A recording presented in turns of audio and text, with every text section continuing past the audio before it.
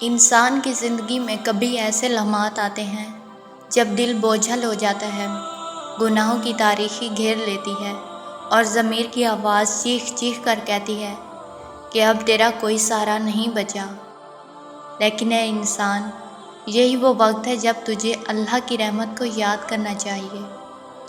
قرآن مجید میں اللہ تعالیٰ بار بار اپنے بندوں کو امید دلاتا ہے، اے میرے وہ بندوں جنہوں نے اپنی جانوں پر ظلم کیا، اللہ کی رحمت سے نا امید نہ ہو، بے شک اللہ سب گناہ معاف کر دیتا ہے۔ یہ اعلان رحمت صرف ایک بار نہیں بلکہ بار بار دہرایا گیا ہے تاکہ گناہگار کبھی مایوس نہ ہو۔ کبھی کبھی انسان رات کی تنہائی میں اپنے گناہوں کو یاد کر کے آنسو بہاتا ہے۔ وہ لمحہ اللہ کے نزدیک سب سے قیمتی لمحہ ہوتا ہے۔ حدیث میں آتا ہے، دو آنکھیں ہیں جنہیں جہنم کی آگ نہیں چھوئے گی، ایک وہ آنکھ جو اللہ کے خوف سے روئی ہو اور ایک وہ آنکھ جو اللہ کی راہ میں پہرا دیتی ہو۔ سوچو، اگر تم نے گناہوں پر سچے دل سے آنسو بہا دیے تو وہ آنسو تیرے گناہوں کو دھو ڈالیں گے۔ تاریخ گواہ ہے کہ جن لوگوں نے پہاڑ جیسے گناہ کیے، جب وہ پلٹ کر اللہ کے سامنے جھکے تو اللہ نے ان کی توبہ قبول کی اور انہیں عزت و مقام عطا کیا۔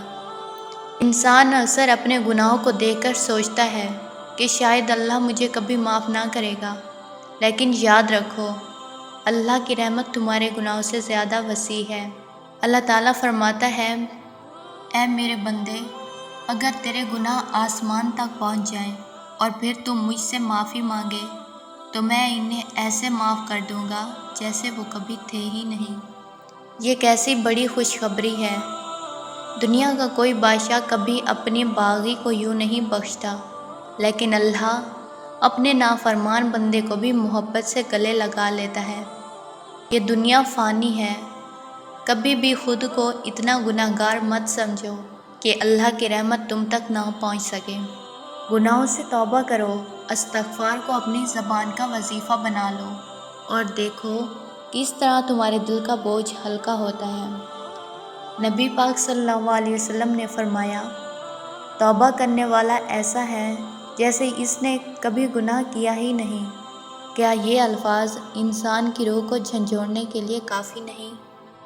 آج اگر تم اپنے رب کی طرف پلٹ آؤ، سجدے میں گر کر آنسو بہا دو، تو یاد رکھو کہ تمہارا رب تمہاری طرف ضرور آئے گا۔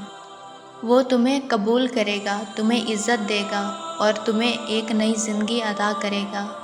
بس شرط یہ ہے کہ تم دل سے پکارو، یا اللہ، میں تیری طرف پلٹ آیا ہوں، میرے گناہوں کو معاف کر دے۔